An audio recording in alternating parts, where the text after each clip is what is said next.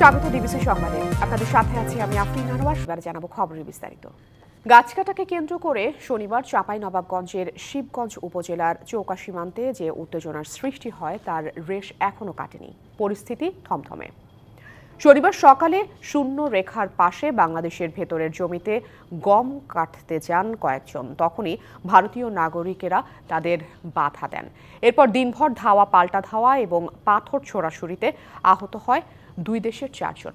এ ঘটনার পর দুই দেশের সীমান্তরক্ষী বাহিনীর মধ্যে পতাকা বৈঠক হয়। গেল 5 জানুয়ারি চাঁপাইনবাবগঞ্জ সীমান্তের বাংলাদেশ অংশে বিএসএফের কাঁটা তারের বেড়া দেওয়ার চেষ্টার পর থেকেই পুরো এলাকায় থমথমে অবস্থা বিরাজ করছে। গাছকাটাকে কেন্দ্র করে শনিবার দিনভর উত্তেজনা ছিল চাঁপাইনবাবগঞ্জের চৌকা সীমান্তে। নিয়ে আরও বিস্তারিত জানাতে আমাদের সঙ্গে সরাসরি যুক্ত হচ্ছেন সহকর্মী সাইফুল ইসলাম। সাইফুর, আপনার কাছে একটু জানতে চাই যে আসলে এই মুহূর্তে পরিস্থিতি কি, সেই সাথে কাঁটাতারের বেড়ার ভেতরে বাংলাদেশে যে কৃষকদের জায়গা পড়েছে, জমি পড়েছে, তারা আসলে কি বলছে, এর আসলে বিস্তারিত আমাদের জানাবেন সেখানকার পরিস্থিতি। জি আফরিন, আমি এই মুহূর্তে আছি চাঁপাইনবাবগঞ্জের শিবগঞ্জ উপজেলার যে চৌকা সীমান্ত, সেই সীমান্ত থেকে একটু দূরেই আমি অবস্থান করছি। তো এখানকার যে গতকালকের যে পরিস্থিতি, সেই পরিস্থিতি গতকালের তুলনায় আজকে ওইরকম কোনো ঘটনা এখন পর্যন্ত ঘটেনি এবং আজকের যে পরিবেশ সেটা খুবই শান্তশিষ্ট অবস্থায় আছে। এবং পাশাপাশি এখানকার যারা স্থানীয় কৃষক রয়েছেন তারা তাদের যে ফসলের জমি, সেই ফসলের জমিতে কিন্তু তারা কাজ শুরু করেছেন এবং যার যার ফসল তিনি কাটছেন এবং পাশাপাশি তবে তাদের মধ্যে কিন্তু একটা আতঙ্ক বিরাজ করছে। আমি তাদের সঙ্গে, কৃষকদের সঙ্গে কথা বললাম, তারা যেটা বললো যে আসলে যে কোনো সময় হয়তো কোনো অনাকাঙ্ক্ষিত ঘটনা ঘটতে পারে। তো এই পরিস্থিতি নিয়ন্ত্রণে কিন্তু বিজিবি সদস্যরা সার্বক্ষণিক টহলে রয়েছেন। কেউ যদি সীমান্ত ঘেঁষে কোনো যে নির্দিষ্ট লাইন রয়েছে সেই লাইন যদি অতিক্রম করে, তারা তাদেরকে পেছনে চলে যেতে বলেন, অনুরোধ করেন। তো আমি এই বিষয়ে এই এলাকার একজন সাবেক ইউপি সদস্য, তার সঙ্গে কথা বলবো যে আসলে এখনকার পরিস্থিতি কি আপনাদের এই অঞ্চলের। আমি মোহাম্মদ শফিকুল মেম্বার, বিনাদপুর ইউনিয়ন, শিবগঞ্জ থানা, জেলা চাঁপাইনবাবগঞ্জ। চৌকা কিরানীগঞ্জ মাঝামাঝি কালকের এক ঘাসুয়াকে নিয়ে, বাংলাদেশের নাগরিক ঘাসুয়াকে নিয়ে এই কাজিয়া সৃষ্টি। বাংলাদেশের যে নাগরিক ঘাসকা আছে, সেই ভারতের নাগরিকের আইসা বলে কি আমাদের গম কেটে নিয়েছে। তারা বাংলাদেশের নাগরিক কিন্তু গম কাটেনি, তারাই গম কেটে ভারতের বিজিবিকে ডেকে এনে বলে কি আমাদের গম কেটে নিয়েছে বাংলাদেশের নাগরিক। এই বলে ভারতের বিএসএফ, ভারতের নাগরিক সব একসাথে বোমা নিয়ে, তিল নিয়ে বিএসএফ কে সাথে করে একসাথে হয়ে এসে আমাদেরকে বাংলাদেশের ছোট বাচ্চাকে মারপিট করে। এই মারপিট দেখে আমাদের বাংলাদেশের নাগরিক সব দৌড়িয়ে এসে সেই ছেলেটাকে উদ্ধার করে। ধন্যবাদ। তো ঈশিতা, আপনি শুনছিলেন যে আসলে এখানকার যে পরিস্থিতি,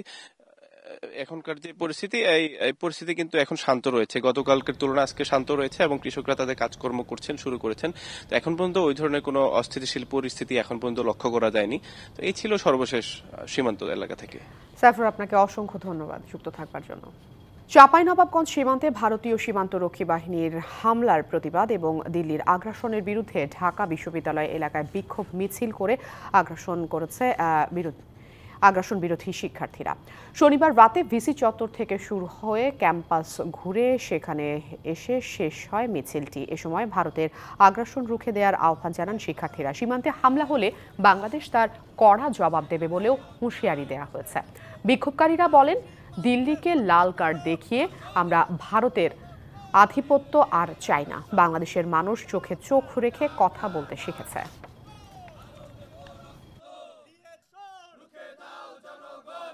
আমাদের সীমান্তগুলোতে বিএসএফ এবং ভারতীয় জনগণের মাধ্যমে একটি অস্থিতিশীল পরিবেশ সৃষ্টি করার প্রায় তারা।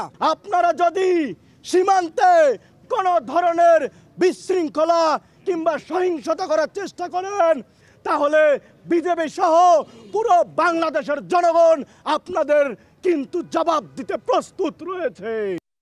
অন্তর্বর্তী সরকারের সর্বদলীয় বৈঠকে দেশের 2/3 জনগণের প্রতিনিধিত্ব ছিল না বলে দাবি করেছে জাতীয় পার্টি। আমন্ত্রণ জানানো হয়নি বলেও সেই বৈঠকে দলটি যোগ দেয়নি। একই অভিযোগ বাংলাদেশের কমিউনিস্ট পার্টি সিপিবিরও। পার্টির নেতাদের ভাষ্য, অসম্মানজনকভাবে আমন্ত্রণ জানানোর কারণেই বৈঠকে যাননি তারা। এছাড়া জুলাই গণঅভ্যুত্থানের খসড়ায় অনেক অসঙ্গতি রয়েছে বলেও মনে করে সিপিবি। সম্প্রতি রাজধানীর ফরেন সার্ভিস একাডেমিতে রাজনৈতিক দলগুলোর সঙ্গে সর্বদলীয় বৈঠক করে অন্তর্বর্তী সরকার। প্রধান উপদেষ্টা ডক্টর মোহাম্মদ ইউনূসের সভাপতিত্বে হওয়া ওই বৈঠকে যোগ দেয়নি জাতীয় পার্টি, সিপিবি সহ বেশ কিছু রাজনৈতিক দল। এমনকি অনেক নাটকীয়তার পর শেষ মুহূর্তে যোগ দেয় বিএনপির একজন প্রতিনিধি। অবশ্য তাদের সমমনা বেশ কয়েকটি দলও এই বৈঠকে ছিল অনুপস্থিত। বৈঠক শেষে জুলাই গণঅভ্যুত্থানের ঘোষণাপত্রের খসড়ায় তুলে ধরা হয় ৭২-এর সংবিধান সংশোধন কিংবা বাতিল সহ বিগত সরকারের গুম, খুন, লুটপাট ও দুঃশাসনের পাশাপাশি প্রতিবেশী রাষ্ট্রের অভ্যন্তরীণ বিষয়ে নাক গলানো, অভ্যুত্থানের প্রেক্ষাপট সহ বেশ কিছু গুরুত্বপূর্ণ ইস্যু। আমন্ত্রণ না পাওয়া জাতীয় পার্টির দাবি, দেশের অধিকাংশ মানুষের প্রতিনিধিত্ব ছিল না ওই বৈঠকে। এখন সর্বদলীয় নামে যা হয় তা আমরা মনে করি যে এই অর্ধেক দলনা বাংলাদেশের রেজিস্টার্ড যত রাজনৈতিক দল তার 1/3 আছে, আর 2/3 তো আমরা দেখলাম সেই বৈঠকে যায় না। অন্যদিকে অসম্মানজনক আমন্ত্রণে সাড়া না দেওয়ার কথা জানিয়েছে বাংলাদেশের কমিউনিস্ট পার্টি। যে চারটার মিটিং আমাদেরকে জানালো দেখতে, তাহলে সময়টাও যথাযথভাবে না। সুতরাং এই আমন্ত্রণটাই তো যথাযথ হয় নাই, সম্মানজনক না। অনেকে বলে অসম্মানজনক। আর একটা গুরুত্বপূর্ণ বিষয় হচ্ছে এখানে বলা আছে পুরো বিষয়টা পর্যালোচনা করে দলের মত উত্থাপন করতে হবে। তো এইটা তো এই সময়ের মধ্যে মোটেই সম্ভব না। একই সঙ্গে ঘোষিত জুলাই গণঅভ্যুত্থানের ঘোষণাপত্র নিয়ে নিজেদের রাজনৈতিক মূল্যায়নও তুলে ধরেন দুই নেতা। যেটা দেখলাম এই লেখা, সেইটাই প্রচণ্ড অসঙ্গতিতে ভরা। তারা এই অঞ্চলের স্বাধীনতা হিসাবে 47-কেই উল্লেখ করছে, তা সেইটা একটা বড় বিতর্কের বিষয়। আমার মনে হয় যে কারো কারো সুপারিশে অনুরোধে বোধহয় আমাদেরকে আমন্ত্রণ করেনি। তো সেটা আমরা খুব বেশি বড় করে দেখছি না, এই কারণে যে এখানে গেলেও কি আর না গেলে কি, সবচেয়ে বড় প্রয়োজন জনগণের কাছে যাওয়া। আমরা জনগণের কাছেই যাচ্ছি এবং যাব। আর গণ অভ্যুত্থানে বিজয়ী হবার পর নিজেদের মতাদর্শ অন্যদের উপর চাপিয়ে দেওয়া সঠিক নয় বলে মন্তব্য করেছে ইনসানিয়াত বিপ্লব। আন্দোলনের পরে ক্ষমতা গিয়ে আবার নতুন করে মতবাদ চাপিয়ে দিয়ে নিজে আলাদা একটা প্রোক্লেমেশন করা, আলাদা একটা ঘোষণাপত্র করা, আলাদা কোনো মতবাদ চাপিয়ে দেওয়া, এটা অন্যায়, অবৈধ। জাতীয় ঐক্য তৈরিতে সবার মতামত ও অংশগ্রহণ নিশ্চিত করা প্রয়োজন বলে মত দেয় ইনসানিয়াত বিপ্লব। সেটা জনগণ, রাষ্ট্রের মালিক জনগণই সেটা নির্ণয় করবেন। Mizan Ahmed, DBC news, Dhaka. তত্ত্বাবধায়ক সরকার ব্যবস্থা ফেরাতে রিভিউ শুনানি আজ। সংবিধানের ত্রয়োদশ সংশোধনী বাতিলের রায় পুনর্বিবেচনার 3টি আবেদন আজ শুনানির তালিকায় রয়েছে। গত 1 ডিসেম্বর প্রধান বিচারপতি সৈয়দ রেফাত আহমেদের নেতৃত্বাধীন 6 বিচারপতির আপিল বেঞ্চ শুনানির এই দিন ধার্য করেছিলেন। 1996 সালে আওয়ামী লীগ সহ অন্যান্য রাজনৈতিক দলগুলোর আন্দোলনের চাপে সংবিধানের ত্রয়োদশ সংশোধনী আনে বিএনপি সরকার। ওই বছরের 27 মার্চ সংবিধানে নির্দলীয় তত্ত্বাবধায়ক সরকার পদ্ধতির প্রবর্তন ঘটে। এই পদ্ধতির অধীনে 1996 সালে 7ম, 2001 সালে 8ম এবং 2008 সালে 9ম জাতীয় সংসদ নির্বাচন হয়।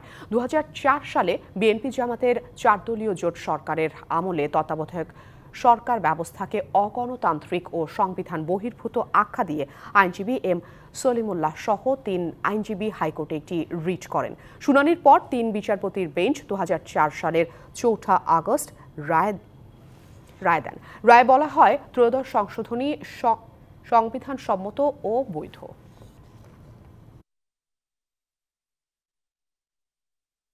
বিএনপি প্রতিষ্ঠাতা ও শহীদ রাষ্ট্রপতি জিয়াউর রহমানের 89তম জন্মবার্ষিকী আজ। 1936 সালের এই দিনে বগুড়া জেলায় গাবতলী উপজেলার বাঘমারা গ্রামে তিনি জন্মগ্রহণ করেন। বর্ণাঢ্য কর্মজীবনের অধিকারী শহীদ জিয়াউর রহমান স্বাধীনতার ঘোষক, বাংলাদেশি জাতীয়তাবাদের প্রবক্তা এবং বহুদলীয় গণতন্ত্রের প্রতিষ্ঠাতা হিসেবে সমাদৃত। তিনি বাংলাদেশ জাতীয়তাবাদী দল বিএনপি গঠনের মধ্য দিয়ে দেশে উন্নয়ন এবং উৎপাদনের রাজনীতির সূচনা করেছেন। জিয়াউর রহমানের শৈশব ও কৈশোর কাটে বগুড়া ও কলকাতায়। শিক্ষাজীবন শেষে 1955 সালে তিনি পাকিস্তান মিলিটারি একাডেমিতে অফিসার হিসেবে কমিশন লাভ করেন। মহান মুক্তির যুদ্ধে স্বাধীনতার ঘোষক ও জেড ফোর্সের প্রধান হিসেবে জিয়াউর রহমান এদেশের মানুষের কাছে প্রথম পরিচিত হলেও পরে তিনি একজন জনপ্রিয় রাষ্ট্রনায়কে পরিণত হন। গঠন করেন বাংলাদেশ জাতীয়তাবাদী দল বিএনপির। সূচনা করেন দেশে উন্নয়ন ও উৎপাদনের রাজনীতির। ৭১ সালে জিয়া রহমানের স্বাধীনতার ঘোষণা যেমন দেশের মুক্তিকামী মানুষকে মুক্তির যুদ্ধে ঝাঁপিয়ে পড়তে সাহস ও প্রেরণা জুগিয়েছিল, তেমনি ৭৫ সালে দেশের স্বাধীনতা সার্বভৌমত্ব যখন হুমকির মুখে, তখন সিপাহী জনতার বিপ্লবের মধ্য দিয়ে নেতৃত্বের আসনে বসেন, হাল ধরেন দেশের। এরই ধারাবাহিকতায় হন দেশের রাষ্ট্রপতি। এই জিয়া রহমান দেশের যে পররাষ্ট্রনীতি থেকে শুরু করে যে আমাদের যে সেনাবাহিনী একটু স্বাধীনতার পথে বিশৃঙ্খল ছিল, সেই সেনাবাহিনীকেও কিন্তু জিয়া রহমান সুশৃঙ্খল সেনাবাহিনীতে পরিণত করেছিলেন। পরে দেশে বহুদলীয় গণতন্ত্র প্রতিষ্ঠা করেন, পররাষ্ট্রনীতিতে আনেন ব্যাপক পরিবর্তন। চীন সহ বিশ্বের বিভিন্ন দেশের সাথে নতুন সম্পর্কের সূচনা করেন জিয়াউর রহমান। দক্ষিণ পূর্ব এশিয়ার ৭টি দেশ নিয়ে আঞ্চলিক সহযোগিতা সংস্থা সার্ক গঠিত হয় তারই উদ্যোগে। ওআইসিকে শক্তিশালী করার মাধ্যমে মুসলিম উম্মার সংহতি জোরদারে সক্রিয় ভূমিকা পালন করেন তিনি। শহীদ প্রেসিডেন্ট জিয়াউর রহমান বাংলাদেশ এবং আশেপাশের দেশগুলোর সাথে সুসম্পর্ক গড়ে তোলার জন্য সার্ক গঠন করেছিলেন। বাংলাদেশ যখন তলাবিহীন ঝুরির আন্তর্জাতিক খেতাব পায়, এমন দুঃসময়ে ৭ই নভেম্বর সৈনিক জনতার ঐতিহাসিক বিপ্লবের মধ্য দিয়ে জিয়াউর রহমান ক্ষমতার হাল ধরেন। তিনি ছিলেন আধিপত্যবাদ ও আগ্রাসনের বিরুদ্ধে এক আপোষহীন দেশপ্রেমিক রাষ্ট্রনায়ক। বিদেশ থেকে অর্থ আমদানির জন্য পথ দেখিয়েছিলেন। এমনিভাবে যদি বলতে যাই, শহীদ প্রেসিডেন্ট জিয়াউর রহমান রাষ্ট্রনায়ক হিসাবে তিনি এদেশে অত্যন্ত সফল ছিলেন। মুক্তির যুদ্ধে সাহসী অবদানের জন্য স্বাধীনতার পর তৎকালীন সরকার তাকে বীর উত্তম খেতাবে ভূষিত করে। ১৯৮১ সালে ৩০ মে কয়েকজন বিপদগামী সেনা সদস্যের হাতে চট্টগ্রাম সার্কিট হাউসে রাষ্ট্রপতি জিয়াউর রহমান মর্মান্তিকভাবে নিহত হন। Bijon Kumar Das, DBC news desk. Begum Khaleda জিয়ার চিকিৎসা সম্পর্কে আজ বিস্তারিত জানা যাবে, এমনটাই জানিয়েছেন যুক্তরাজ্য বিএনপির সভাপতি M A Malek. Doctor team এবং ডক্টর জাহিদ ভাইকে যে ওনারা যদি কালকে একটা ব্রিফ করতে পারেন, কারণ বাংলাদেশে অনেকেই ফোন করতেছে, দেশের মানুষও চাইতেছে যে ম্যাডাম এর আপডেট জানার জন্য। ডাক্তার জাহিদ এবং ওনার টিমটা আপনাদের সাথে, তো আমরা চেষ্টা করব যে আগামীকালকের মধ্যেই ইনশাল্লাহ যাতে আপনাদেরকে এই প্রশ্নগুলোর উত্তর আপনারা সরাসরি পেয়ে যাবেন। কেরানীগঞ্জ কেন্দ্রীয় কারাগারে স্থাপিত অস্থায়ী আদালতে পিলখানা ট্র্যাজেডি ঘটনায় বিস্ফোরক আইনে করা মামলার শুনানি, জামিন শুনানি এবং সাক্ষ্য গ্রহণ আজ। সেখানে আছেন সহকর্মী লিটন মাহমুদ, সরাসরি যুক্ত হচ্ছেন তিনি আমাদের সাথে। লিটন, সার্বিক প্রস্তুতি কেমন দেখছেন সেখানে, সেই সাথে আইন শৃঙ্খলা বাহিনীর অবস্থান কেমন, বিস্তারিত জানাবেন আমাদের। আপনাকে ধন্যবাদ। যেমনটি বলছিলেন, সারা দেশব্যাপী আলোচিত বিডিআর ট্র্যাজেডির যে ঘটনা, সেই ঘটনায় দুটি মামলা হয়, একটি হত্যা মামলা আর একটি বিস্ফোরক আইনের মামলা। হত্যা মামলাটি হাইকোর্টে বিচারাধীন রয়েছে, আর যে বিস্ফোরক মামলাটি রয়েছে সেই বিস্ফোরক মামলায় যে বিষয়টি রয়েছে সেখানে আজকে জামিনের যে শুনানি স্বজনরা দাবি করে আসছিলেন, সেই জামিনের শুনানিটি আজকে অনুষ্ঠিত হবে। প্রায় ৪০০ জন যারা বিডিআর জওয়ান রয়েছেন, কারাবন্দী, জন্য দিন ধার্য রয়েছে। আমরা কথা বলেছিলাম ঢাকার যে বিশেষ ট্রাইব্যুনাল ২-এর যিনি হচ্ছেন চিফ প্রসিকিউটর মোহাম্মদ বুরহানুদ্দিন জানিয়েছেন যে আজ সাক্ষ্য গ্রহণের জন্য বিডিআরে কাজ করা যে সেনাবাহিনীর সাবেক মেজর ইউসুফ, তিনি আজ সাক্ষী দেওয়ার কথা রয়েছে এবং সেই অনুযায়ী কিন্তু সব ধরনের যে প্রস্তুতি, অর্থাৎ নিরাপত্তা ব্যবস্থা থেকে শুরু করে অন্য যে শুনানির যে আনুষ্ঠানিকতার যে বিষয়টি রয়েছে অস্থায়ী আদালতে, সেই সব রকম প্রস্তুতি কিন্তু তারা সম্পন্ন করেছেন। এখন শুধুমাত্র আমরা অপেক্ষা করছি ঠিক বেলা 10:30টার দিকে এই শুনানিটি অনুষ্ঠিত হওয়ার কথা রয়েছে। আমরা আসলে যারা স্বজন রয়েছেন, যারা কেন্দ্রীয় এই যে কারাগার অস্থায়ী আদালতের ভিতরে স্থাপন করা, তার বাইরে কারা ফটকের সামনে যে স্বজনরা অপেক্ষা করছেন, তাদের সঙ্গে আমরা কথা বলেছিলাম। তারা বলছেন যে হত্যা মামলায় অনেকের সাজা পূরণ হয়ে গিয়েছে, আবার অনেকের হচ্ছে গিয়ে যে বিষয়টি রয়েছে যে জামিনের যে বিষয়টি রয়েছে সেটি তারা ন্যায় বিচার থেকে বঞ্চিত হচ্ছেন, এবং এই যে জামিন তারা না পাওয়া, সাজার মেয়াদ পূর্ণ হওয়ার পরও জামিন না পাওয়ায় তারা একরকমের মনে করছেন যে এটি আসলে তাদের প্রতি অন্যায় এবং অবিচার, যে কারণে হচ্ছে গিয়ে তারা আসলে এই যে আজকে যে জামিন, সেই জামিনের যে বিষয়টি সেটি আদালত গ্রহণ করবেন এবং তারা জামিনে মুক্তি পেয়ে বেরিয়ে আসবেন এবং তারা কারামুক্তি লাভ করবেন। তো সব মিলিয়ে আমরা অপেক্ষা করছি, আপনি যখনই হচ্ছে গিয়ে এখানে শুনানিটি শুরু হবে নিশ্চয়ই আপনার মাধ্যমে আমরা দর্শকদের পরবর্তী যে আপডেট সেটি জানিয়ে দিতে পারবো। নিশ্চয়ই লিটন, আপনি সংবাদ সংগ্রহে থাকুন, পরবর্তীতে আবারও যুক্ত হব, বিস্তারিত জেনে নেব। পঞ্চগড়ের ওপর দিয়ে বয়ে যাচ্ছে মাঝারি শৈত্যপ্রবাহ। সকাল ৬টায় জেলার তেঁতুলিয়ায় সর্বনিম্ন তাপমাত্রা রেকর্ড করা হয়েছে ৭.৯ ডিগ্রি সেলসিয়াস। শনিবারের তুলনায় আজ তাপমাত্রা কমেছে ৪.৪ ডিগ্রি সেলসিয়াস। ঘন কুয়াশা আর হিমালয় থেকে আসা হিমেল হাওয়ায় নাকাল স্থানীয়রা। সড়কে হেডলাইট জ্বালিয়ে চলাচল করছে যানবাহন, অনেকেই কাঠখড় পুড়িয়ে শীত নিবারণের চেষ্টা করছেন। শীত উপেক্ষা করেই কাজের সন্ধানে বের হচ্ছেন শ্রমজীবী মানুষ। এছাড়া হাসপাতালগুলোতে বেড়েছে শীতজনিত রোগীর সংখ্যা। দূষণে প্রাণ হারিয়েছে গাজীপুরের মোগরখাল। সরাসরি ফেলা হচ্ছে শিল্পাঞ্চলের অপরিশোধিত বর্জ্য। এতে ব্যবহার অনুপযোগী হয়ে পড়েছে পানি, ছড়াচ্ছে দুর্গন্ধ। বিপাকে খালের ওপর নির্ভরশীল বাসিন্দারা। যদিও দূষণ রোধে ব্যবস্থা নেওয়ার আশ্বাস দিয়েছে পরিবেশ অধিদপ্তর। শিল্পাঞ্চল খ্যাত গাজীপুর শহরের মাঝখান দিয়ে বয়ে গেছে মোগরখাল। এই খালের উপর নির্ভরশীল শহরের হাজারো বাসিন্দা। দৈনন্দিন কাজের জন্য খালের পানি ব্যবহার করেন তারা। তবে দূষণে এখন ব্যবহার অনুপযোগী মোগরখালের পানি। কারখানার অপরিশোধিত বজ্র খালের স্বচ্ছ ব্যবহারযোগ্য পানিকে দিয়েছে ভয়ঙ্কর রূপ। ধ্বংস হয়েছে খালের বাস্তুসংস্থান। কালচে পানি ব্যবহারে চর্মরোগে আক্রান্ত হচ্ছে মানুষ। দুর্গন্ধ, আবার হচ্ছে জীবাণু, এই জন্য আমরা থাকতে পারি না। বিভিন্ন জায়গায় রক্ত বের হওয়া, চুলকানি এইসব হয়। এই যে দেখেন রোগ হচ্ছে, এই যে দেখেন চুলকানি, শরীর সব জায়গায় ভরে যাচ্ছে। হাঁপানি, খুজলি এবং শ্বাসকষ্ট, এই রোগে আমরা ভুগতেছি। দুর্দশার মধ্যে আমরা আছি। বাচ্চা কাচ্চাদের অসুখ একেবারেই শেষ হচ্ছে না। বিভিন্ন সংগঠনের সমন্বয়হীনতায় মোগরখালের এই অবস্থা, বলছে নদী নিয়ে কাজ করা স্বেচ্ছাসেবী সংগঠনগুলো। কতগুলো ফ্যাক্টরিতে অনলাইন মনিটরিং হচ্ছে, কতগুলো ফ্যাক্টরিতে ইটিপির অনলাইন মনিটরিং হচ্ছে না, সেগুলো একটা ডেটাবেস থাকা দরকার, এবং যেগুলোতে করছে না সেগুলোকে নিয়ন্ত্রণের আওতায় আনা উচিত।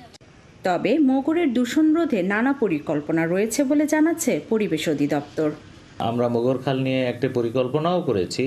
মোগরখালের উৎসমুখ এবং যেখানে মোগরখালের দূষণ সর্বশেষ যে জায়গাটা, সেখানকার পানি সংগ্রহ করে আমরা একটি বেসলাইন ডাটা তৈরি করব। পরবর্তীতে প্রতি 3 মাস পর পর আমরা আরেকটা এরকম চেক করব।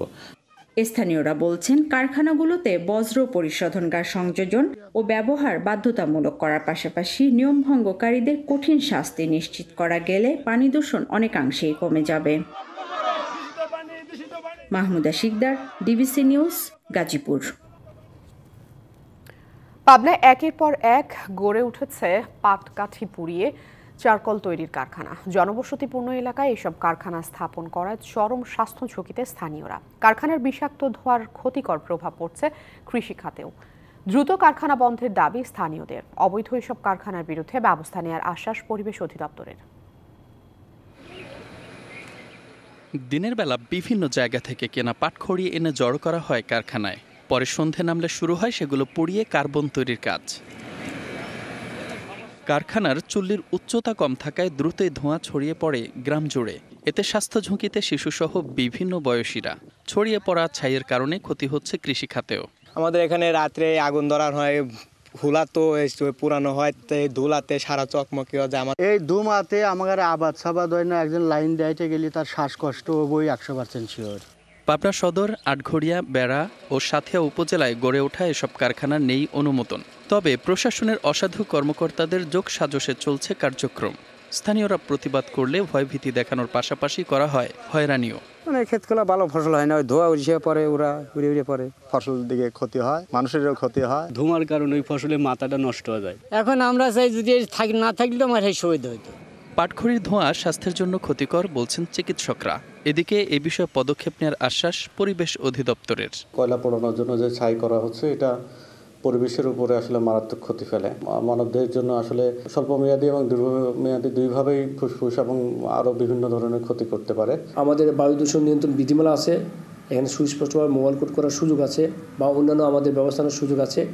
আমরা যথাযথ আইনি ব্যবস্থা গ্রহণ করব। শুধু আশ্বাস নয়, দ্রুতই অবৈধ কার্যক্রম বন্ধে ব্যবস্থা নেবে কর্তৃপক্ষ, এমনটা প্রত্যাশা ভুক্তভোগীদের। DBC news desk. চাঁদপুরে প্রথমবারের মতো শুরু হয়েছে সামুদ্রিক মাছের মেলা। এতে নাম না জানা নানা প্রজাতির সামুদ্রিক মাছের দেখা মিলেছে। এখান থেকে অনেক ক্রেতাই কিনছেন মাছ। মেলা উদ্যোক্তাদের দাবি, সামুদ্রিক মাছ সহজলভ্য করতেই এমন আয়োজন। টেবিলের ওপর সাজানো চন্দনা, সাদা কোরাল, বড় লালপোয়া, দাঁতনি ছুরি, মাঝারি রূপচান্দা সহ প্রায় ৩০ প্রজাতির মাছ। জেলার গুনরাজদি এলাকায় সামুদ্রিক মাছের প্রদর্শনীতে আসছেন অনেকে। কেউ ঘুরে ঘুরে মাছ দেখছেন, কেউ বা তা কিনছেন। শিশু কিশোররাও জানতে পারছে সামুদ্রিক মাছ সম্পর্কে। এছাড়া মেলায় অধিকাংশ মাছ বিক্রি হচ্ছে ২০০ থেকে ৫০০ টাকা কেজি দরে। সমুদ্রের মাছ অনেক গুণে ভিটামিনে সমৃদ্ধ। দামটা যখন চট্টগ্রাম এবং কক্সবাজারের মতোই তেমন বেশি না। ছোট ছোট যারা আছে, আমাদের ছোট ভাই বোনরা যারা আছে, অনেকে আশা দেখতেছে যে এরকম প্রজাতির সামুদ্রিক মাছ তারা কোনো সময় দেখে নাই। আমি চাঁদপুরে এসে এই জীবনের প্রথম মাছগুলা দেখছি, ইনশাল্লাহ আমার কাছে অনেক ভালো লাগতেছে। আয়োজকরা বলছেন, মিঠা পানির তুলনায় সামুদ্রিক মাছের পুষ্টিগুণ বেশি। পাশাপাশি স্বল্প আয়ের মানুষের জন্য মাছ কেনা সহজলভ্য করতেই এই আয়োজন। দেশি মাছের তুলনায় সামুদ্রিক মাছে 10 থেকে 15 গুণ বেশি পুষ্টি থাকে। তো আমি চিন্তা করলাম যে যাই হোক, আমি উদ্যোগটা নিয়ে দেখি যে আমার চাঁদপুর জেলার মানুষকে মাছগুলো চিনানো যায় কিনা। চিনানোর জন্য এবং চাঁদপুর জেলার মানুষকে এই মেসেজটা দেওয়ার জন্য যে সামুদ্রিক মাছের পুষ্টিগুণটা অনেক বেশি। আগামীতে চাঁদপুরে এমন আয়োজন নিয়মিত হবে, এমন প্রত্যাশা অনেকের। DBC news desk. একদিন বিরতি দিয়ে চট্টগ্রামে আজ আবারও শুরু হচ্ছে বিপিএল এর ব্যস্ততা। দিনের প্রথম ম্যাচে মুখোমুখি হবে দুই জায়ান্ট ফরচুন বরিশাল ও চিটাগং কিংস। জহুর আহমেদ চৌধুরী স্টেডিয়ামে দুপুর 1:30টায় শুরু হবে ম্যাচটি। অপরদিকে শেষ চারের লড়াইয়ে এগিয়ে যাওয়ার মিশনে দিনের দ্বিতীয় ম্যাচে মুখোমুখি হবে দুর্বার রাজশাহী ও খুলনা টাইগার্স। সন্ধ্যা 6:30টায় শুরু হবে ম্যাচটি। বিপিএলে বিরতির দিনে মাঠের এক কোণে দাঁড়িয়ে ফরচুন বরিশালের ডেভিড মালানের সাথে খোশ গল্পে মশগুল মেহেদী হাসান মিরাজ ও ইমরুল কাইস। এই দুই ক্রিকেটারের ব্র্যান্ড MKS এর ব্যাটও পরখ করে দেখলেন এই ইংলিশ তারকা। মাঠের বাইরে হাসি খুশি দেখালেও মাঠের লড়াইয়ে সাম্প্রতিক ফর্মটা ভালো যাচ্ছে না মিরাজ ও ইমরুলের দল খুলনা টাইগার্সের। টুর্নামেন্টের 6 ম্যাচের মধ্যে মাত্র 2টিতে জয় পেয়েছে রূপসাপাড়ার প্রতিনিধিরা। আসরের প্রথম 2 ম্যাচ জয় দিয়ে দারুণ শুরু করলেও শেষ 4 ম্যাচের সবকটিতে হারতে হয়েছে খুলনাকে। সবশেষ ম্যাচে চিটাগং কিংসের বিপক্ষে 45 রানের হার আরও পিছিয়ে দিয়েছে দলটিকে। বোলিংয়ে নাসুম আহমেদ এবং হাসান মাহমুদও ম্যাচ উইনিং পারফরমেন্স দেখাতে পারছেন না। তারপরও এখনও শেষ 4-এ খেলার আশায় খুলনা টাইগার্স। প্রতিপক্ষ দুর্বার রাজশাহী পারিশ্রমিক বিতর্কে জর্জরিত। সেই বিতর্ক পেছনে ঠেলে নিজেদের শেষ ম্যাচে সিলেটকে হারিয়েছে তাসকিন বিজয়রা। 7 ম্যাচে 3 জয়ে 6 পয়েন্ট নিয়ে টেবিলের 4 নম্বরে রাজশাহী এখনও টিকে আছে শেষ 4-এ খেলার আশা। মাঠের বাইরে নানা বিতর্ক ভুলে শেষ 4-এ খেলার সুযোগ হাতছাড়া করতে চাইবে না দুর্বার রাজশাহী। দিনের প্রথম ম্যাচে মুখোমুখি হবে দুই জায়ান্ট চিটাগং কিংস ও ফরচুন বরিশাল। আসরে প্রথমবারের মতো দেখা হবে দুই দলেরই 6 ম্যাচে 4 জয়ে সমান 8 পয়েন্ট। রান রেটে এগিয়ে টেবিলের দ্বিতীয় স্থানে আছে বরিশাল। নিজেদের শেষ ম্যাচে তামিম ইকবালের অর্ধশতকে ঢাকাকে হারিয়েছে ফরচুন। সেই জয়ের ধারাই রাখতে চায় স্বাগতিকদের বিরুদ্ধে। ঘরের মাটিতে চিটাগংয়ে শুরুটা হয়েছিল খুলনা টাইগার্সকে হারিয়ে, কিন্তু নিজেদের শেষ ম্যাচে স্বাগতিকরা হেরেছে রংপুর রাইডার্সের কাছে। কোয়ালিফায়ার্সের লড়াইয়ে থাকতে হলে শামীম পাটোয়ারিদের জয় প্রয়োজন। তবে মায়ের মৃত্যুর কারণে এই ম্যাচে পেসার সৈয়দ খালিদ আহমেদকে পাওয়া নিয়ে অনিশ্চয়তায় Chittagong Kings. Kanak Mahmud, DBC news desk. এবার দেখে নিব আজকের জাতীয় দৈনিক পত্রিকাগুলোর প্রধান শিরোনামগুলো। শুরুতেই চলে যাচ্ছি প্রথম আলো তাদের শিরোনাম করেছে, দেশে 4টি প্রদেশের কথা ভাবছে কমিশন, জনপ্রশাসন সংস্কার। প্রতিবেদনে পুরনো 4 বিভাগ ঢাকা, চট্টগ্রাম, রাজশাহী ও খুলনাকে প্রদেশ করার সুপারিশ থাকতে পারে এবং সেই সাথে অর্থনৈতিক ব্যবস্থাপনায় সরকারের মনোযোগ কম। পরবর্তীতে আমার হাতে আছে সমকাল। সমকালের শিরোনামে উঠে এসেছে বিশ্ববিদ্যালয় দখল করে কোটি কোটি টাকা লুট আওয়ামী ঘনিষ্ঠদের, এবং সেই সাথে আরও একটি শিরোনাম করেছে সমকাল, অন্তর্বর্তী সরকার সব সমস্যার সমাধান করতে পারবে না। এরপরে রয়েছে যুগান্তর। যুগান্তরের শিরোনামে এসেছে শুধু আবাসন খাতেই ১৩৩৩ কোটি টাকা বিনিয়োগ, যুক্তরাজ্যে বিশাল সাম্রাজ্য, আদনান রনি সিন্ডিকেটের অর্থ পাচার। দ্বিতীয় শিরোনাম করেছে বিএসএফ এবং ভারতীয় সাউন্ড গ্রেনেড ও পাথর নিক্ষেপ, চাঁপাইনবাবগঞ্জ সীমান্তে ফের উত্তেজনা, হামলায় আহত 5। পরবর্তীতে আছে দৈনিক কালবেলা। দৈনিক কালবেলার শিরোনামে উঠে এসেছে রায় দেয়া হচ্ছে অবৈধ টাকার অর্ডার শিটে, এবং আরও একটি গুরুত্বপূর্ণ হেডলাইন করেছে সরকারের মনোযোগ নেই অর্থনৈতিক সংস্কারে এবং ভ্যাট না বাড়িয়ে অন্য উপায় খুঁজতে বলল বিএনপি। পরবর্তীতে আমার হাতে রয়েছে বাংলাদেশ প্রতিদিন। বাংলাদেশ প্রতিদিন নির্বাচনকে প্রাধান্য দিয়েছে, শিরোনাম করেছে নির্বাচনের রোডম্যাপ কবে, রাষ্ট্রপতি ও স্থানীয় সরকারে নির্দলীয় নির্বাচন চায় জনগণ। দৈনিক ইত্তেফাক। দৈনিক ইত্তেফাক শিরোনাম করেছে পুরো আর্থিক খাত রাজনৈতিক বিবেচনায় পরিচালিত হয়েছে, রেহমান সোবহানের বক্তব্য দিয়েই তারা শিরোনাম করেছে, এবং সেই সাথে দুষ্প্রাপ্য বিনামূল্যের বই সহজলভ্য দোকানে। কালের কণ্ঠ। কালের কণ্ঠ শিরোনাম করেছে বইকে কেন্দ্র করে বই সংকটে লেখাপড়া ব্যাহত, পাঠ্য বই নেই, পড়ালেখায় ঢিমেতালে, এবং সেই সাথে এপ্রিলের আগে বইয়ের কাজ শেষ হওয়ার সুযোগ নেই। বর্ণিক বার্তা। বর্ণিক বার্তার শিরোনামে উঠে এসেছে $370 মিলিয়ন দ্রুত পরিশোধের তাগিদ দিয়েছে শেভরন ও কাতার গ্যাস। এটি জ্বালানি বিভাগের চিঠিটি তারা দিয়েছে, এবং সেই সাথে তারা যেটি বলছে অর্থের সংস্থান না থাকলেও বড় বাজেটের পথে হাঁটছে অন্তর্বর্তী সরকার। এই ছিল আজকের মতো বাংলা যেই দৈনিক সংবাদপত্রগুলো সেগুলো। এরপরে চলে যাচ্ছি ইংরেজিগুলোতে। The Daily Star headlined their newspaper, BNP once again vows national unity government, participants in the election movement to be taken aboard, says Fakhrul. Next, the Business Standard headlined their newspaper, BNP suggests cutting government expenses instead of increasing VAT. Next, The Observer. The Daily Observer headlined their newspaper, Chapai-Nawabganj border tense as India's hurl crude bombs at Bangladeshis, BSF stands alert. Last one, New Age. New Age headlined their newspaper, public servants under Anti-Corruption Commission scanner for dual citizenship. Experts welcome move.